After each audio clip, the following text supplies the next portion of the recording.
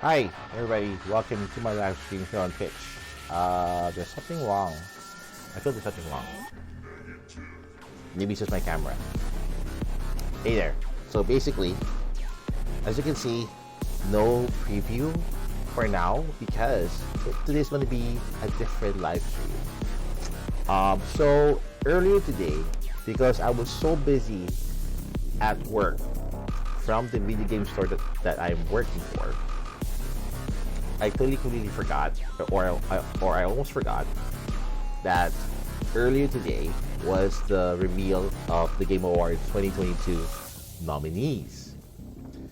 And it was kind of hectic today, I have to admit. My work was kind of hectic today. So I just got home around like 2 hours ago, and I was able to freshen up. As you can see, all fresh, I guess. So I wanted to like contemplate on or look into the nominees for this year's Game Awards, and it's a good thing that this particular Game Awards allows you to vote. So gamers like us, our community, is able to at least provide feedback for the said Game Awards, which has been very, very productive. I mean, last year was kind of different because, you know, the pandemic and all that. But I believe this year it's gonna be full on Game Awards mode. So this year's Game Awards will be hopefully good and just as controversial. So other than that, I've already set up my scene. So there we go. Let's go ahead and make some choices. Okay, so as you can see, you do have to register online to allow to vote. I'm not sure the age, but other than that, I'm pretty much excited. So it says here, the Game Awards for this year will be on December 8th at the Microsoft Theater in Los Angeles. Of course, I'm not going to go. I'm going to watch it. Okay. So I'm pretty much excited. So let's go ahead and check some information about the said Game Awards, especially with the website. Okay, so other than that, yeah, I think a couple of days ago was the actual announcement. Okay, and these are from last year. Okay, so Game Awards stream live on December 8th. Let's go ahead and check that for a moment. Okay, so this was from last month. Okay, so blah blah blah returns live on Thursday, December 8th. The Game Awards announced first details of the 9th annual show, which will stream for free worldwide across more than 40 different digital video platforms, including YouTube, Twitch, Twitter, Facebook, and TikTok Live. That's the first TikTok Live.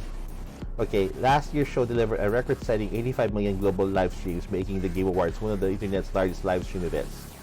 Okay, new for 2022, the Game Awards will introduce Best Adaptation, a category to recognize creative work that authentically adapts video game intellectual property to other popular media, including but not limited to theatrical movies, streaming shows, podcasts, novels, and comic books.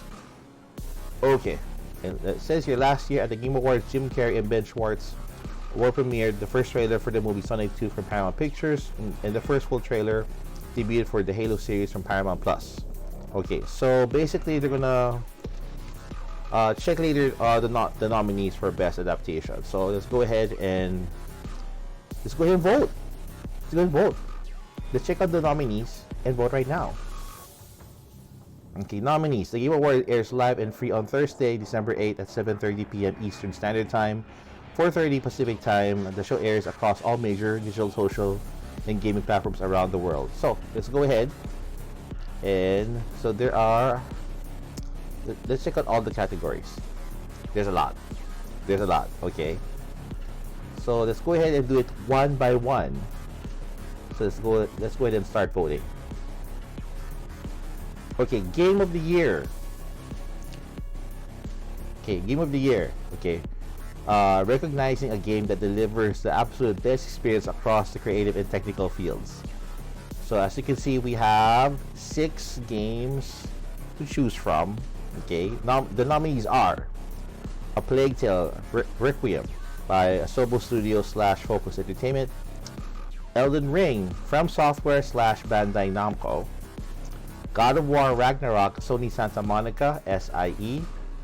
Next is Horizon Forbidden West Guerrilla Games / SIE. Okay, Stray Blue 12 Studio / Annapurna, and Xenoblade Chronicles 3 Monolith Soft / Nintendo. Okay, I'm kind of surprised that 2 of the games are from Sony technically. Okay, which is God of War Ragnarok, which just came out just last week. I'm kind of surprised. And Horizon Forbidden West. Okay.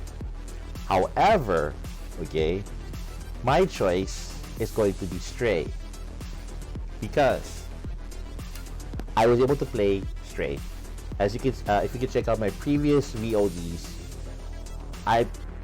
Stray is one of those types of games that it made you look forward to something, with the discovery and the ability to play as a cat. Even though the game was short, we're talking about 6 hours short, it was enjoyable and it was memorable.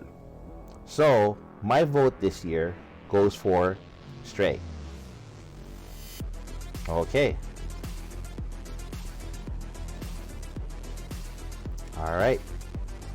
Let's go ahead. I mean, as much as I would love God of War Ragnarok, Elden Ring, and Horizon Forbidden West, it's always the cat that wins. So I'm gonna go ahead and my vote placed on Stray. All right, let's go ahead to the next category. Next category is Best Game Direction, or Direction rather, awarded for outstanding creative vision and innovative in game direction and design. Okay, so right now there are 5 nominees, namely Elden Ring, God of War Ragnarok, Horizon Forbidden West, Immortality, which I absolutely don't know nothing about, and Stray. Okay. For direction, best direction, I have to go for Stray. I mean, how the game was formulated, how the game leads you to the right direction. Well, of course, we're talking about the director of the game, okay? Okay, and besides Stray had that sort of modern look, yet still futuristic, post-apocalyptic, one can say, because spoiler alert, on Stray there are absolutely no humans. No humans. But other than that, it's with all of the androids that were in that particular location, they were the placement humans. So you know what, I've spoiled too much for the said game Stray. So other than that, my vote goes for Stray for best direction. Okay, next category, Best Narrative, for outstanding storytelling and narrative development in a game. Okay, and there are 5 nominees. Unfortunately, Stray is not included, which sucks. Because if for best narrative, I could have easily chosen Stray. So for now, I'm going for something more familiar. It's either Elden Ring or God of War Ragnarok. Whew. Once again, to be honest, I have nothing against with the other game here that says for Immortality, because I have absolutely no idea. Should I do some research for that particular game? No need. Okay. So either way, for best narrative,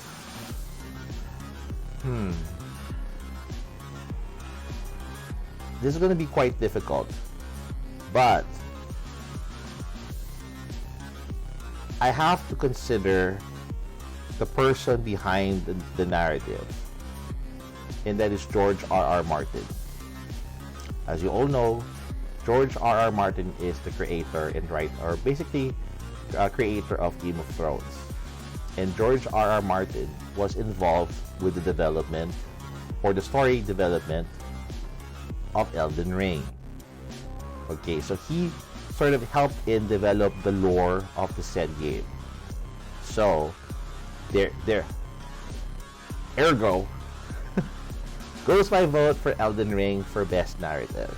There we go. Which I'm sure the rest of the games have good stories, but the one that struck me the most is George R.R. Martin's involvement with Elden Ring. Okay. Let's go for the next category. Best art direction for outstanding creative and or technical achievement in artistic design and animation. Okay. So we have again Elden Ring, God of War Ragnarok, Horizon Forbidden West, Scorn, okay, and Stray. Okay, I've heard about Scorn. I've seen the videos, gameplay videos to be more exact. I wanted to experience, I wanted to play Scorn, but it was controversial because of the use of limbs and certain appendages within the game. Is it art? Well, in my honest opinion, art is very subjective. Elden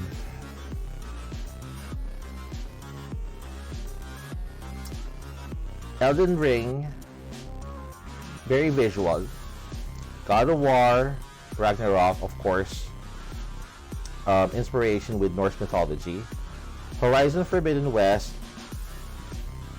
more like, I mean, I like the art direction of said animals, the mechanical animals that I would like to call.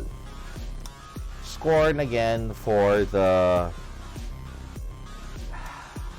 challenging visuals. And Stray this time, for me, Stray, it was modern enough for me, but this is going to be very difficult because you also, I mean, it's not just about the controversy that that you think it's art, but it has to be as art, as in the whole game. My vote goes for Elden Ring for best art direction. All right.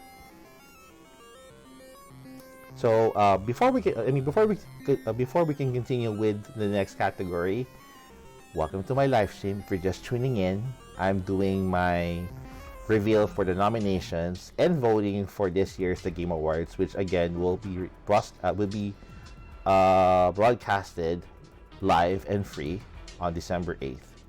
4:30 p.m. Pacific Time, 8:30 p.m. Eastern Standard Time. It is a Thursday, so most likely I might request. No. I'd rather work, and then watch the live stream at work. Okay, let's go on to the next category. Best score and music. Once again, we have A Plague Tale, Requiem, Elden Ring, God of War Ragnarok, Metal Hellsinger, and Xenoblade Chronicles. Going back, so The Plague Tale, Requiem, Olivier de Rivière. My apologies if I butchered your name. Elden Ring, Tsukasa Saito. Okay, for Elden Ring. God of War Ragnarok, Bear McCreary. Well known. I have to give him that. Metal Hellsinger, Two Feathers. Rock band, obviously. And Xenoblade Chronicles 3, Yasunori Mitsuda. Okay, so far, I haven't heard any soundtracks from A Plague Tale, Metal Hellsinger, and Xenoblade Chronicles. So the two that I've heard so far is Elden Ring and God of War Ragnarok. Bear McCreary has always been the forefront for soundtracks, modern soundtracks. So my vote goes for God of War Ragnarok. There we go. If you have any comments, just let me know in the chat. That way we could argue. And later on, I'll probably make TikToks about it. Good for my content though. Yes. Alright, next category. Best audio design. Okay. recognizing the best in-game audio and sound design. So we've got 5 nominees. That's Call of Duty Modern Warfare 2, Elden Ring, God of War Ragnarok, Gran Turismo 7, and Horizon Forbidden West.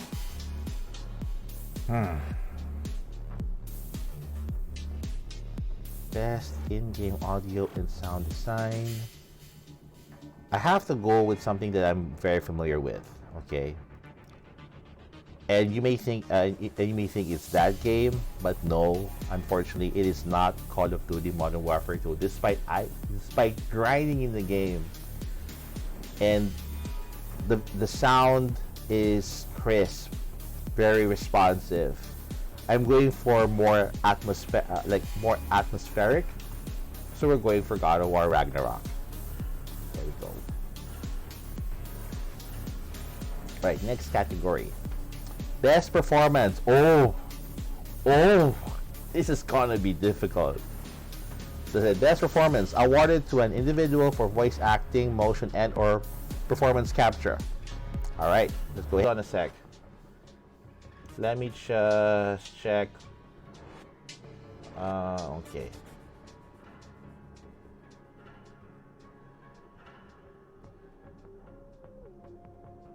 Okay. Let me just check some information here. Excuse me. There we go. There we go.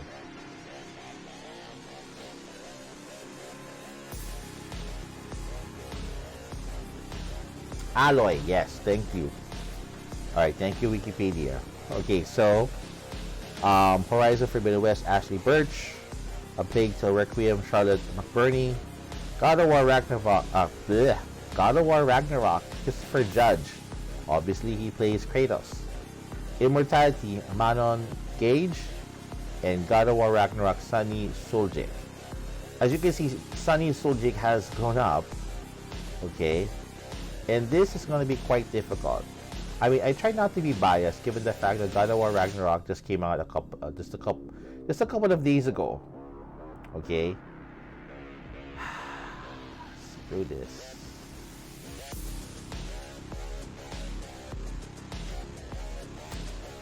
This is going to be difficult because I'm actually torn between Ashley Birch and Christopher Judge. Very, very difficult. It is difficult. Oh,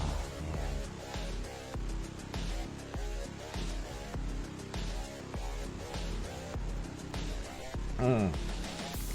If you're tuning in right now, maybe you guys can help me make an informed decision on who to vote for best performance. All right. So far, I'm kind of like out of my way. Not exactly out of my way. It is difficult. It is difficult. Oh man. Okay. In the meantime, let me just check my socials while I make my decision.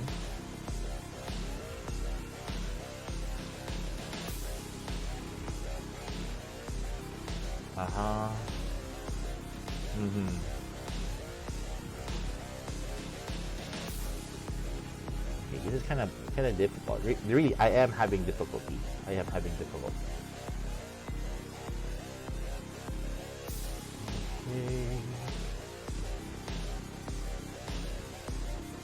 You know what?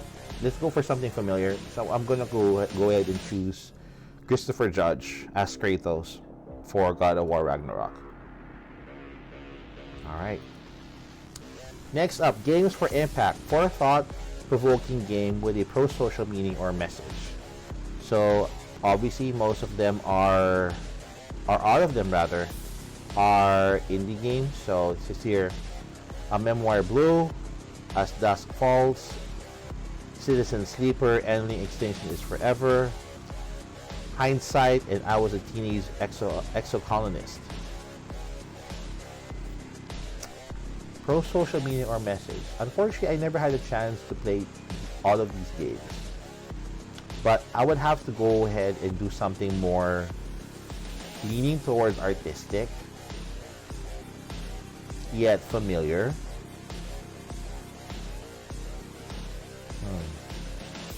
I'm gonna go for a Memoir Blue because the publisher is Annapurna, which is known for its games.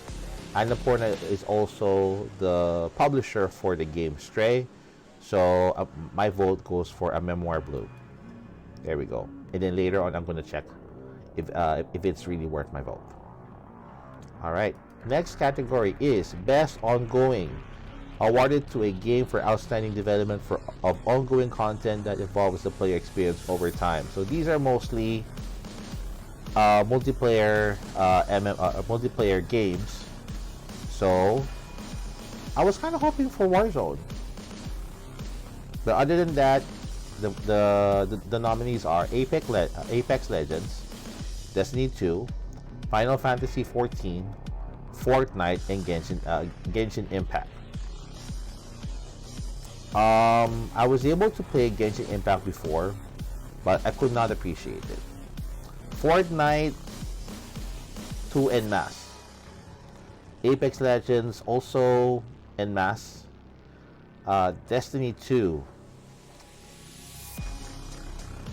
good game. Final Fantasy 14, I mean, I love how the series can, I wouldn't say devolve, but at least try to hit with the. I mean, 14 has been very, very, I wouldn't say controversial, but it has a journey, a very, very long journey. So, I kind of like the way that Fortnite evolves, okay, or keeps it fresh. Despite not playing the game, my vote goes for Fortnite because I do have to applaud to their the way they keep it fresh every season, every year, and that's why Fortnite is one of those popular multiplayer games. Which unfortunately, I'm not gonna play it because it's not my type. Sorry, but I mean I still respect how Fortnite still keeps it fresh. Right. Next category is Best Indie. Okay, for outstanding creative and technical achievement in a game made outside the traditional publisher system. There's Cult of the Lamb, which I want to play, but never had the time to do so. Neon White, never heard of it. Sorry. Sifu, I've heard about the game. I love the artistic. I love the game dynamics, and it does at least allow you to, involve the environment. Next is Stray. Okay, hands down, one of the best games so far for this year.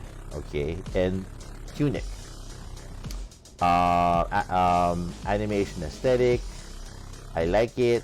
However, my vote goes for Stray as best indie for this year. All right. Next category is Best Mobile Game, for the best game playable on a mobile device. For five nominees: Apex Legends Mobile, Diablo Immortal, Genshin Impact, Marvel Snap, and Tower of Fantasy. So far, the only game that I played in this category is Diablo Immortal.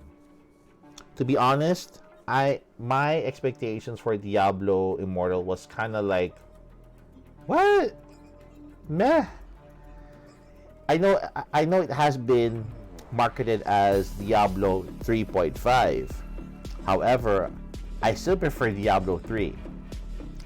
I mean, Diablo Immortal tried to, how do we say this?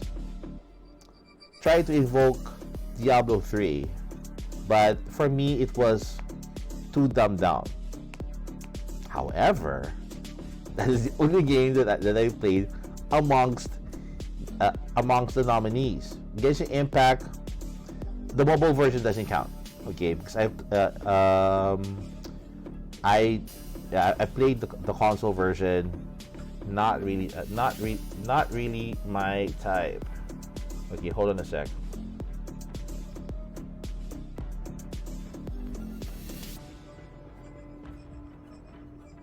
Okay, not really my type. So either way, let's go ahead and go for something familiar. I'm gonna go ahead and vote Diablo Immortal. Once again, so far that's the only game that I played within this category. All right. Next category is Best Community Support, recognizing a game for outstanding community support, transparency, and responsiveness, inclusive of social media activity and game updates / patches. So there are once again Apex Legends, Destiny 2, Final Fantasy 14, Fortnite, and No Man's Sky.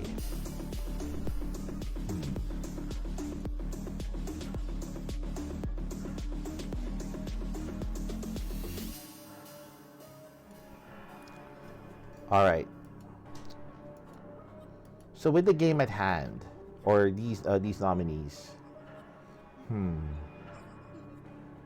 I think community support goes to Fortnite. Once again, disclaimer: I've never played Fortnite. However, I respect their responsiveness of their support. Okay. All right. Next category. Innovation in accessibility, recognizing software and/or hardware that is pushing the medium forward by adding features, technology, and content to help games be played and enjoyed by an even wider audience. Okay, we're going to talk about As Dusk Falls, God of War Ragnarok, Return to Monkey Island, The Last of Us Part 1, and The Quarry. So far, I've heard information on how two certain games was able to push forward with the accessibility. And those two games are The Last of Us Part 1 and God of War Ragnarok. First of all, for The Last of Us Part 1, I was able to learn that they have certain accessibility options for even the blind. Yes, you've heard that, right? For the blind. By audio cues. Okay. And technically, I mean, the blind is not really that you can't really see the screen. It's that for some blind individuals, they're much more on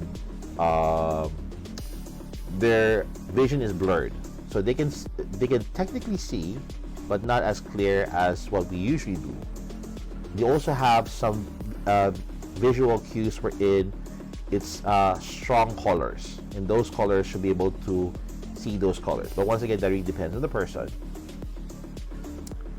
Other than that, it's a good thing that The Last of Us Part 1 has those accessibility. The next one is God of War Ragnarok, which I played recently.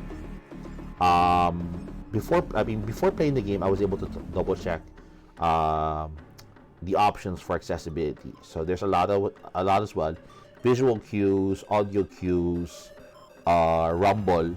Okay, so it's very, very helpful to have, especially with the PlayStation 5 version. The DualSense does give you a sense of what's going on, what's happening. But other than that, I think The Last of Us Part 1 did it highlight those accessibility options. So that my vote goes to The Last of Us Part 1. There we go. Next category, Best VR/AR for the best game experience playable in virtual or augmented reality, irrespective of platform. There are 5 games. Only one of them is very familiar, and that is Among Us. I did play Among Us, but not the VR version. Okay, and other than that, I've never played all of these games. Never tried, because I don't own a VR headset. I don't even. I mean, I'd like to have a VR headset. I'm tempted in getting an Oculus Quest or a Meta Quest, but I'm trying to be practical here. I'd rather like play video games on a screen. It's kind of unfair that I've never played all of these games. With at least Among Us, I'm pretty much familiar on how the game is played. Okay. But I have to look into like more on.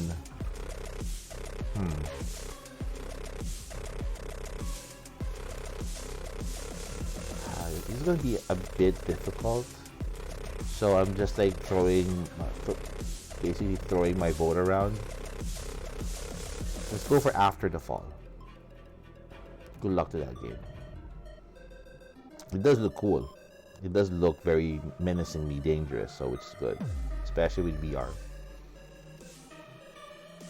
Next is Best Action Game. For the Best Action Game in the action genre, focused primarily on combat. So they are Bayonetta 3, Call of Duty Modern Warfare 2, Neon White, Sifu, and Teenage Mutant Ninja Turtles Shredder's Revenge. I have played 4 of them, which is basically Bayonetta 3, Call of Duty Modern Warfare 2, Sifu, and Teenage Mutant Ninja Turtles. Okay. Unfortunately, I never had a chance to play Neon White, despite from developer, or rather from indie developer Annapurna. Most recently, I have played Call of Duty Modern Warfare 2, given the fact that I am a big fan of the said game. I've also played Bayonetta 3, and I also played Teenage Mutant Ninja Turtles Shredder's Revenge. Let's go to the and Sifu. I was able to technically play from somebody else's console. All right. Other than that, I love playing Teenage Mutant Ninja Turtles online. Okay, it was. I mean, once again, it's an homage to the arcade games of the past. Bayonetta 3. I did purchase the game, but I've yet to go halfway. Probably I'm only just for the first 3 chapters and all that. Call of Duty Modern Warfare 2, I was able to play part of the campaign and the rest multiplayer. In Sifu, I just like the aesthetic, as well as the involvement of the environment as part of your combat system. However, I'm going for something more. I'm actually torn between Call of Duty Modern Warfare 2 and Teenage Mutant Ninja Turtles. Surprisingly enough. Hold on a sec.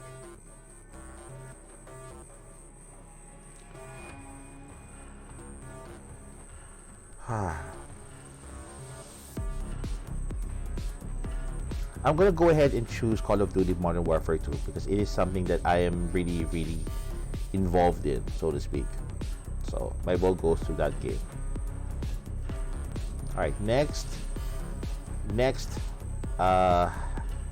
category, Best Action / Adventure. For the Best Action Adventure game combining combat with traversal and puzzle solving rather. Okay, so there goes the Plague Tale Requiem, God of War Ragnarok, Horizon Forbidden West, Stray, and Tunic. Just so you know that I've yet to finish God of War Ragnarok. So far I've yet to encounter any puzzles. Stray, however, even though how short the game is, the puzzles were very intuitive and it really helps you think. So I'm going to vote for Stray as Best Action Adventure. There we go. Next, Best Role Playing. For the best game designed with rich player character customization and progression, including massively multiplayer experiences. And these are Elden Ring, Live Alive, Pokemon Legends Arceus, Triangle Strategy, and Xenoblade Chronicles 3.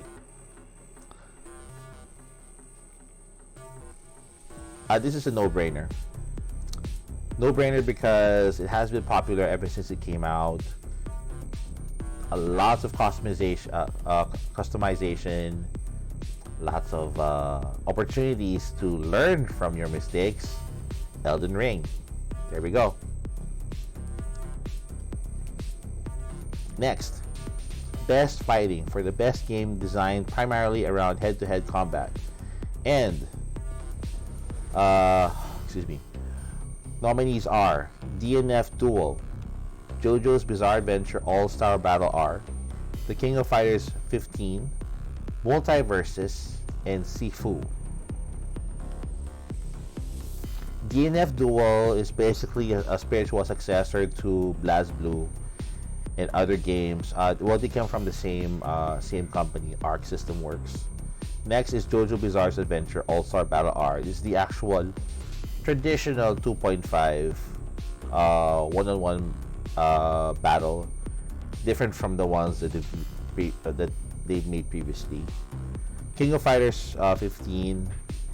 Surprisingly enough, it felt like when I played this game as a work perk, it felt like playing Street Fighter 4, which is a good thing. Multiverses, using the Warner Brothers IP, I did play it. Did I enjoy it? Kinda, but not long enough for me to stay. Sifu, I just like the aesthetic. That's it. So all in all,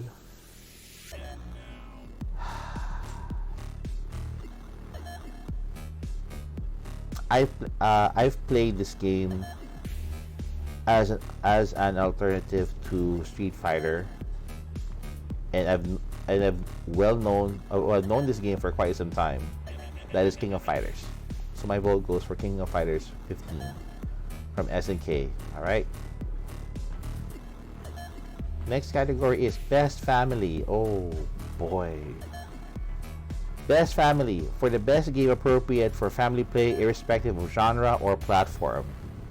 And all of them, surprisingly enough, you can play them on the Nintendo Switch. So, nominees are Kirby and the Forgotten Land, Lego Star Wars The Skywalker Saga, Mario Rabbids Sparks of Hope, Nintendo Switch Sports, and Splatoon 3. Once again, all of them are actually playable on the Nintendo Switch, given the fact that the Nintendo Switch is more like of a family console. Okay.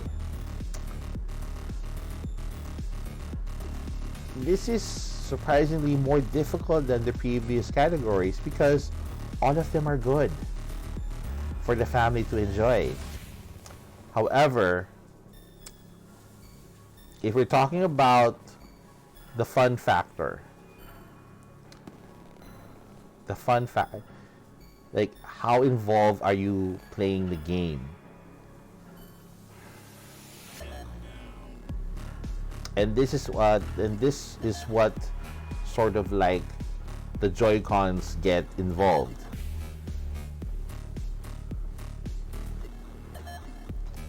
Wow.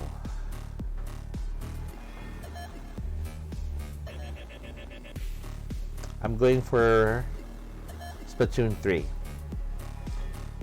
Why?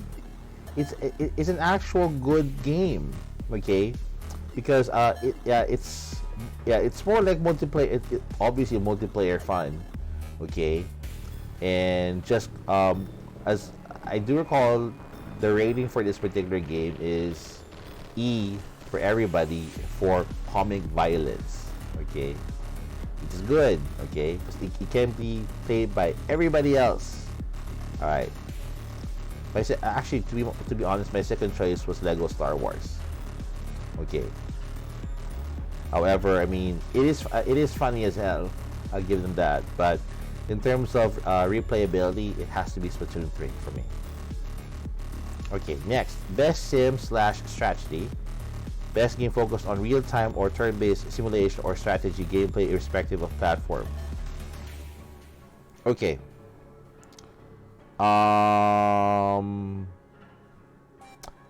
Dune Spice Wars.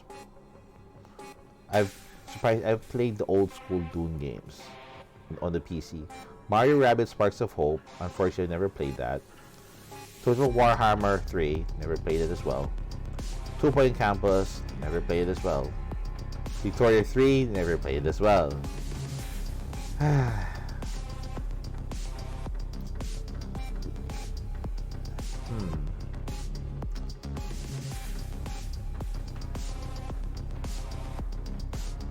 I'm just going by how I've played strategy games from years past, or even when I was younger. I do recall I was playing this game because I was very enamored by the lore of this particular game, how it encompasses beyond the media or beyond its story, I'm going for Dune Spice Wars. All right. Next category is Best Sports / Racing. For the best traditional and non-traditional sports and racing game, so we've got 5 nominees: F1 22, FIFA 23, NBA 2K23, Gran Turismo 7, and Ollie Ollie World. Unfortunately, I never had the chance to play Ollie Ollie World, but the rest I was able to look into with their trailers and a bit of gameplay videos at the video game store where I work for. I'm going for popularity here, so it's between FIFA 23 and NBA 2K23 because in my place, in the video game store that I work for, both FIFA 23 and NBA 2K23 are the popular ones. Given the fact that here in America, aside from baseball, 2 of the popular games is either basketball and soccer. And so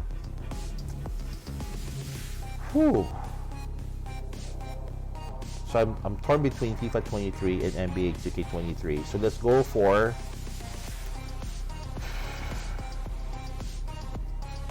FIFA 23.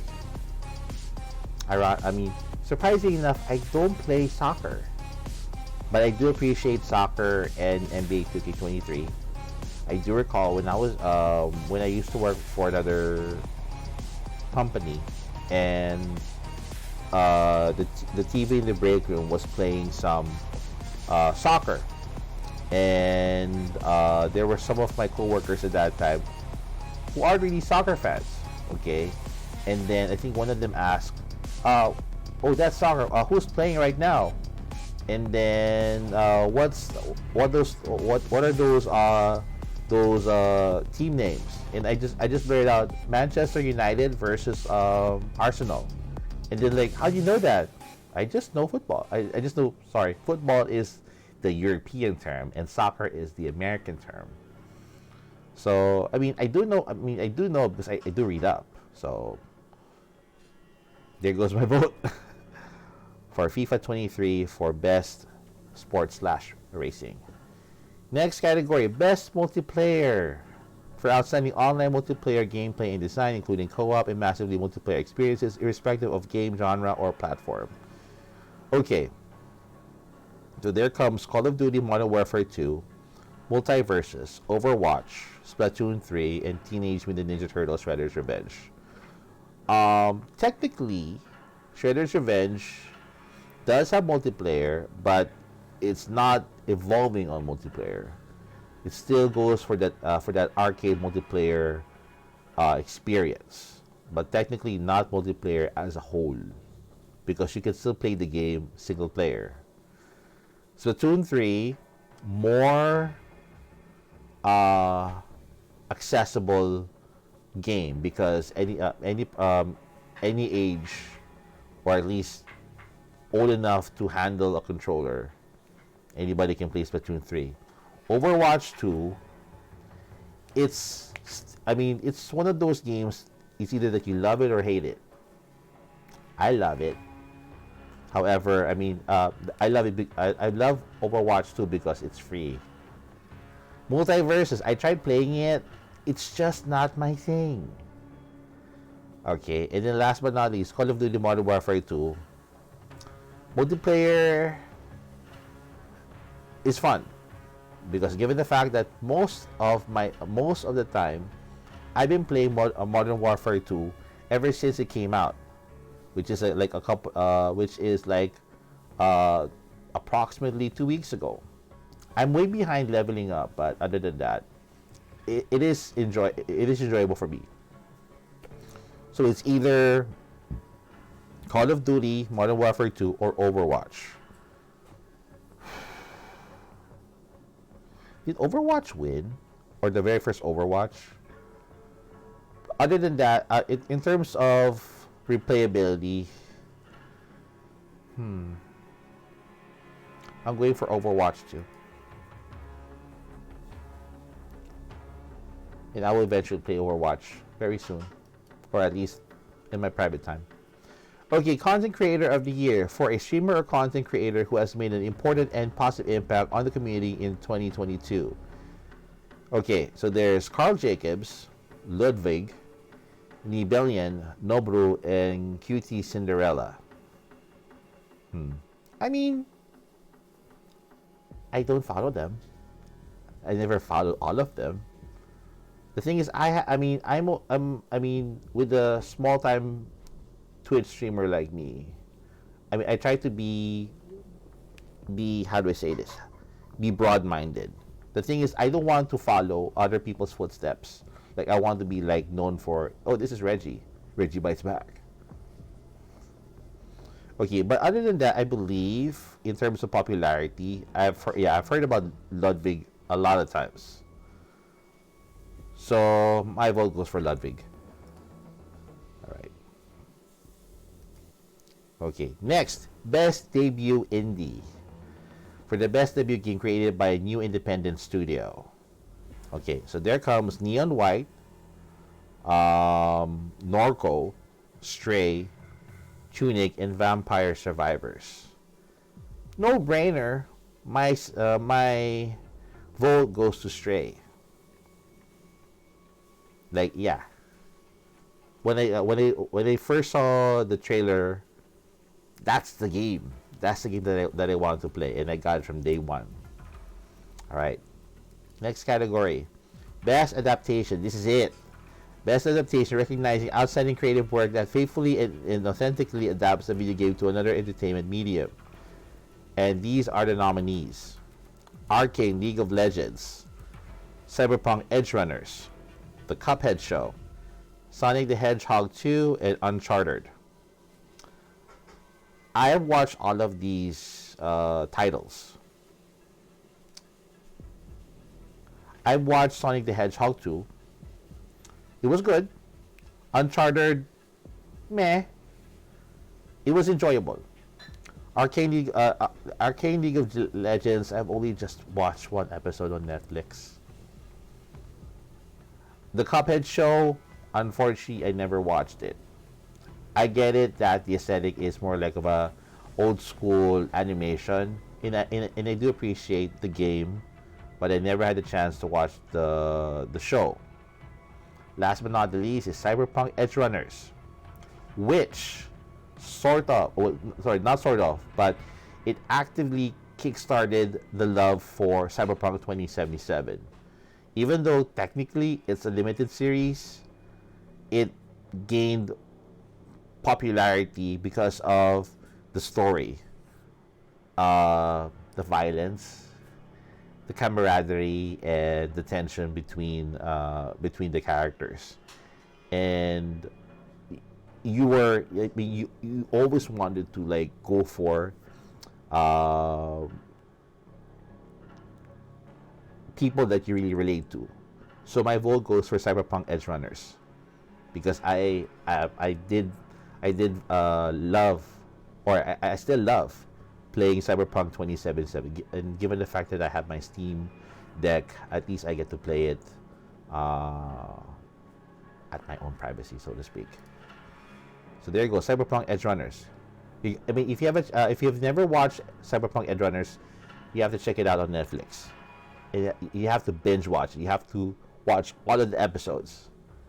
So cool, engrossing, fun, and thought-provoking. All right. Next category, most anticipated game, recognizing an announced game that has demonstrably illustrated potential to push the gaming medium forward. So, we're looking forward to Final Fantasy XVI, Hogwarts Legacy, Resident Evil 4 Remake, Starfield, and The Legend of Zelda Tears of the Kingdom. This is kind of difficult because I have always loved Resident Evil and the remakes that they've done so far. I mean, one can say Capcom has made a killing, figuratively speaking, for the remakes of Resident Evil. So Resident Evil remake, the very first one, Resident Evil 2 and 3, okay, and the upcoming Resident Evil 4 remake. I'm looking forward to that. Okay, Final Fantasy 16. I've seen the trailer. Looks very promising. Will it be like Final Fantasy 15? Probably. Hogwarts Legacy. I believe it's going to be out this coming February, and it was supposed to be released last month, but push on delays and all that. Starfield, Bethesda. I've yet to hear about the said game. And last but not the least, The Legend of Zelda: Tears of the Kingdom, which is a direct sequel to Breath of the Wild. Without having to divulge much, I'll go through how people have pre-ordered games, especially on the video game store where I work for. So far, there are a lot of pre-orders for Hogwarts Legacy.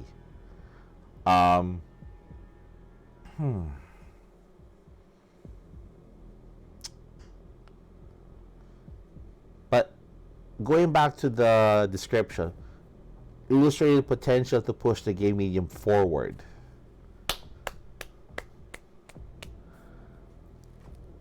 Actually, people are much more looking forward to this particular game because it's been quite some time since this particular game had a sequel.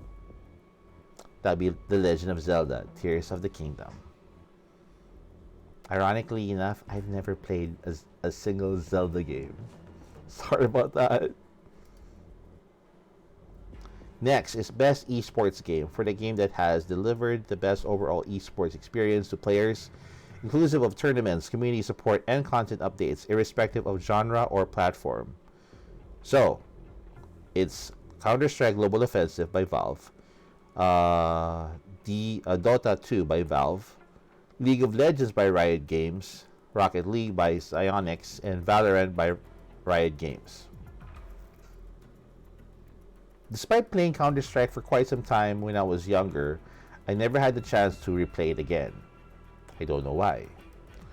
Dota 2, it's too played out. Especially, when I was still living in the Philippines, every almost computer game shop that I go for, people are just playing Dota. I mean, I'm nothing against Dota. The thing is, it's a mod from Warcraft 3. I just could not appreciate it. I don't know why. Next is League of Legends.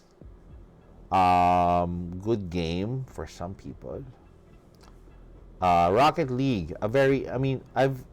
I tried to play Rocket League, and it's soccer-ish gameplay, and Valorant. But I have to go for something that's been really, really going through the airwaves, esports, or community rather. It's Valorant for me. Good community though, good community. I respect their community. Next, Best Esports Athlete. The esports athlete judged to be the most outstanding for performance and conduct in 2022, irrespective of game. Okay. Unfortunately, I don't know any of them, surprisingly enough, because for esports, it's kind of a bit difficult because I never played. I never see myself as an actual esport player. Probably if I was younger, or had opportunities to do so, probably, but not professionally though. All right, I have absolutely no idea what games they play, but I'm going out for. Okay. It does show on the bottom part which particular games that they play. So Jung Jovi Chi-hoon plays League of Legends. Lee Faker Sang-hyuk, also League of Legends. Finn Kerrigan Anderson for Counter-Strike Global Offensive. Alexander Simple Kosliev but, for Counter-Strike Global Offensive, and Jacob Yay Whitaker for Valorant. Let's go for Whitaker. Always go for the white guy. All right. Next is Best Esports Team. Recognizing a specific esports team, not the full organization, judged the most outstanding for performance and conduct in 2022. Dark Zero Esports for Apex Legends. FaZe Clan for Counter-Strike Global Offensive. Gen G for League of Legends. LA Thieves for Call of Duty. And Loud for Valorant.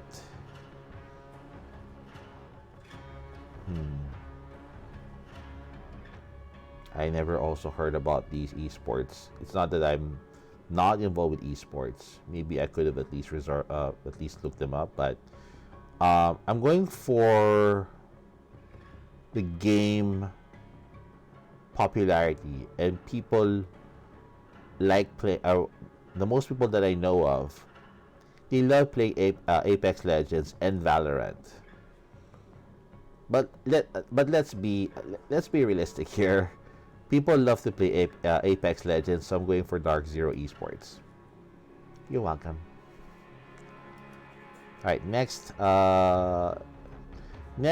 category, Best Esports Coach. The Esports Coach judged to be the most outstanding for performance and conduct in 2022. That's Andrei Blade Hordensky. Sorry for butchering your name. For Counter-Strike Global Offensive. Next is Mateusz Zuka Tarasconi. Okay, for Valorant. Eric Dumbros Sandgren for Valorant. Robert Robin Dahlstrom for Counter-Strike Global Offensive. And Ghost Score Dongbin for League of Legends. I didn't know any of these individuals.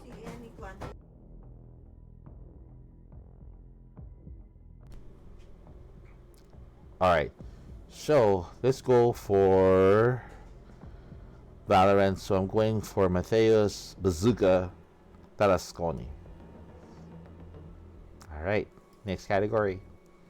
Best esports event, recognizing an event across single or multiplayer, or rather multiple days, that delivered a best of class experience for participants and the broadcast audience.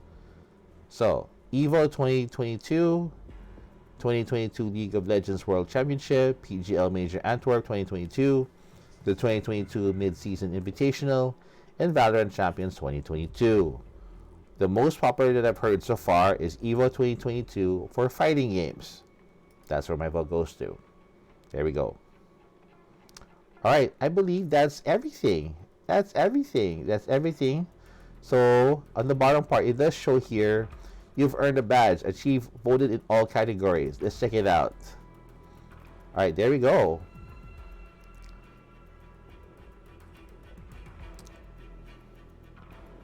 Like, do I have to share my badge? Okay. So as you can see, that's my profile on the far left. Badges. You know what? Let me just go ahead and download this one. Let's go for a GIF. There we go. There we go. All right, I think that's it. That's it. What's this one? Become a co-streamer. All right. Right. Let me just go ahead and share this badge on Facebook. All right. Need my vote. So if you want to follow me on all of my social media platforms, you can check me out at Reggie Bites on Twitter, Instagram, and YouTube. On Facebook, you just search for my name. As you can see, my name, my last name is right over there. You guys can have fun finding me on Facebook. All right. There we go. There we go. So, well, for now, it says become a TGA insider. Let me see if I can. There we go.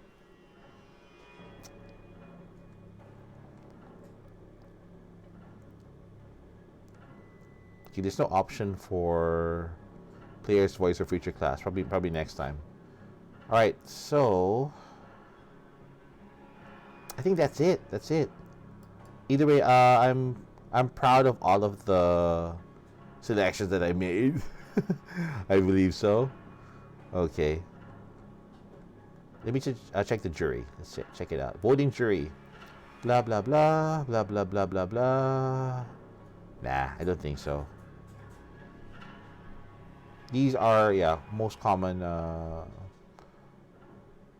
sponsors, I guess, in the U.S. and in the U.K. Global Culture Geek. Okay, InfoBay, Australia, Benelux, Brazil, Canada, Chile, China, Colombia, Croatia, Czech Republic, France, Germany, Deutschland to be more specific.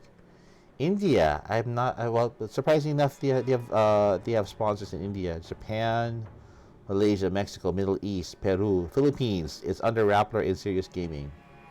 Heard of them before. All of them are boring. Okay. Other than that, I think we're all good. I think we're all good. All right. So I've already made my selection. So we're just gonna go ahead and Okay, hold on a sec.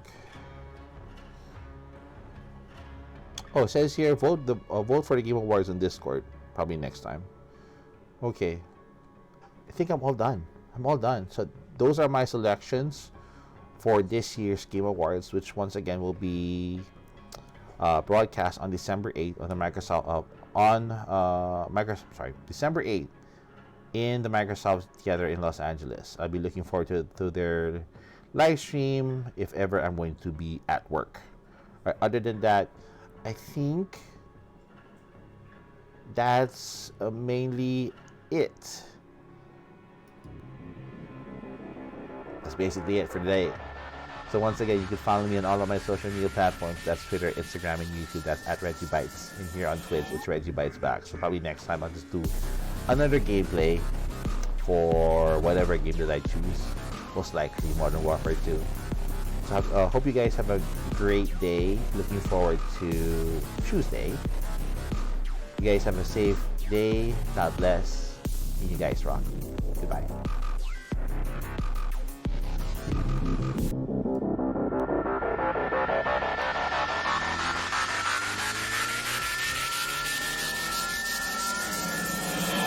Negative.